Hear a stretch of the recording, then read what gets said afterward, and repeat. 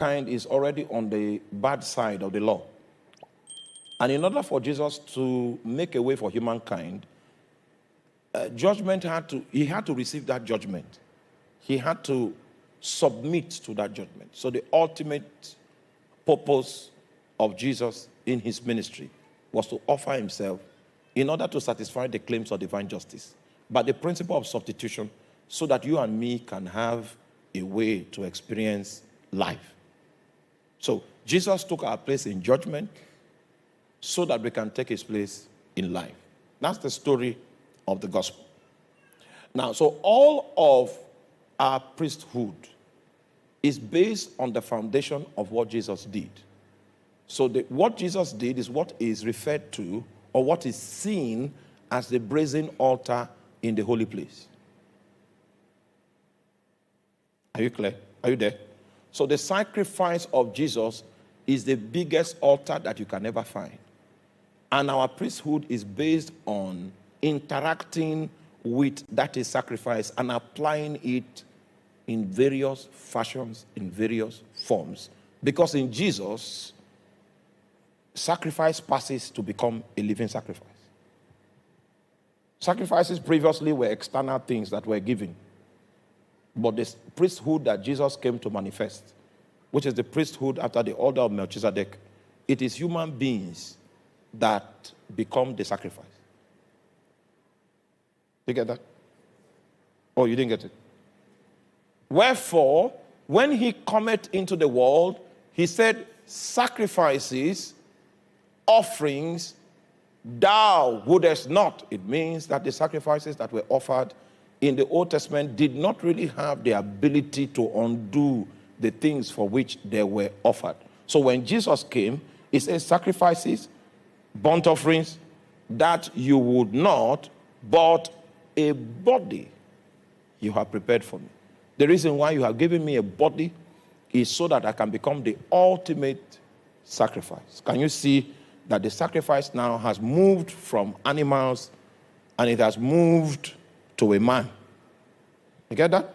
A body. That was the reason why Jesus was assigned a body, so that he can pay the ultimate price, the ultimate type of sacrifice that will be pleasing in the sight of God, that will satisfy the claims of divine justice. Go on. In burnt offerings and sacrifices for sin, thou hast had no pleasure. Go on. Then said I, lo, I am come in the volume of the book, as it is written of me, to do thy will, O God. Yeah? Above, when he said sacrifice and offering and burnt offerings and offering for sin, thou wouldest not, neither has pleasure therein, which are offered by the law. It means the law did not satisfy God. It only appeased God for a time. And that is why it was repeated, because it was just a means of appeasement. It was not a means of satisfaction. So the claims of divine justice were not satisfied under the law.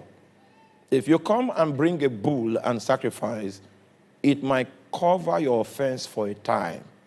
But the implication of that sacrifice and the vocabulary of the blood that is shed will begin to wane in the realm of the spirit until it fully evaporates after a time. So you will need to redo that sacrifice again so that you can experience and enjoy the same level of immunity. Are you there? All right. So the reason why the sacrifices had to be cyclical and continuous is because they did not have the ability to satisfy God. Now, this is January, so most of you bought Christmas goat, bought Christmas ram. Please, what is the average cost of Christmas goat? Pastor Chooks, I know a goat laid down its life so that you could celebrate. What was the cost of that goat? Or you're not the one that is in that department. Okay, Pastor Chooks is on the high side. So he has people that take care of such issues. I'm talking about someone that can give us the current market price for gold right now. Huh? You know, I've not been to the market for a long time. Very long time. Okay, somebody's coming up here. I'm hearing 45,000. What? 60,000, depending on the size of the stomach. Now, okay. Let me ask you a question. If every time you lie, you need to bring a goat to consider 2023, how many goats would you have been required to make available? So if you study the book of Galatians, you will find a terminology called the curse of the law. Have you seen that? The curse of the law. You know what the curse of the law is? The requirement for sacrifices, for offenses. Even if you are a billionaire and you are offering one goat of 60,000 naira per lie, and maybe the one for fornication might be ram. The other day, we were sending somebody with bride price to go and pay for a lady in Botswana. It was 7 cows.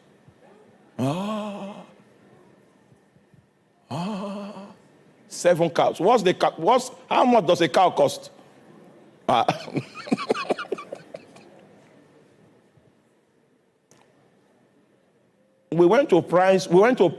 didn't know that it's only in Nigeria that they price around bride price.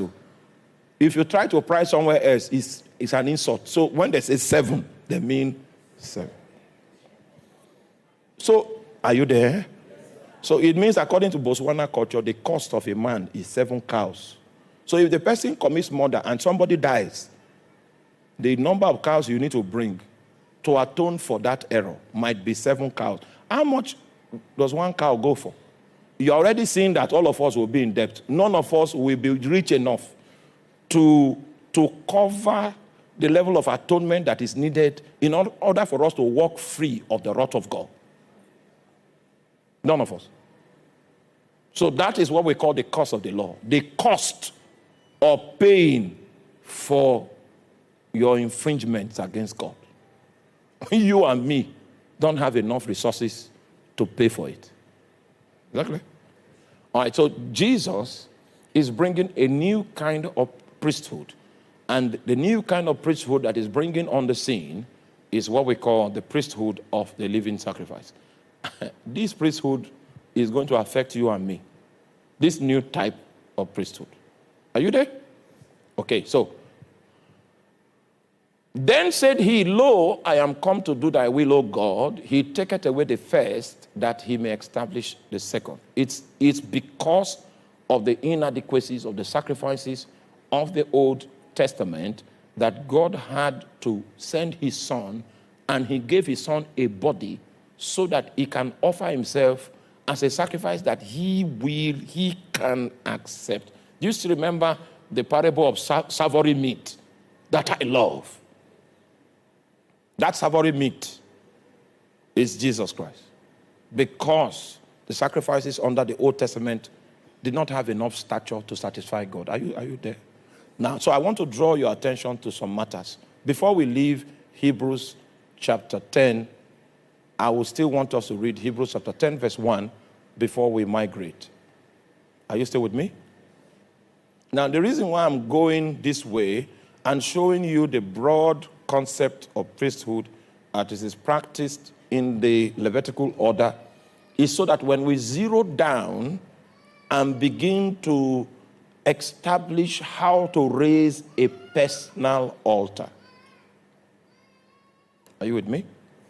You would have understood the concept of priesthood, and it will be easy for you to apply. It will be easy for you to practice it personally. And from experiential perspective, I will be able to suggest to you the kind of implication that you are going to derive by practicing priesthood in the art of establishing a personal altar. So when we finish talking about a personal altar, then we move to a community or a family altar. Then we move to a national altar. It sustains the same principles, but its application in each case might be just a little different. And when it goes beyond a personal altar, there are other terminologies we are going to include in describing it, like quorum. Why is it that on the day of Pentecost there had to be 120? In which other place do you find 120 people that are? Is there any other parallel that carries 120 in the Bible? Oh, for you is no. You see, God is a God of patterns. He's a God of science. There's a pattern to the things he does. He doesn't do things one-off because he's prophetic. What he does in the Old Testament is pointing to something he will do in the New Testament. And so there are certain patterns that will be littered around what he does in the Old Testament so that when he begins to do it in the New, you can now say, oh, this is that. This is that. There are parallels in the Bible that will give you insight into what God is fulfilling. Are you there? Okay. So, verse number 1, it says, for the law, having a shadow of things to come. The first thing about the law is that it is prophetic. Second thing you need to know is that it is not the very image of the things.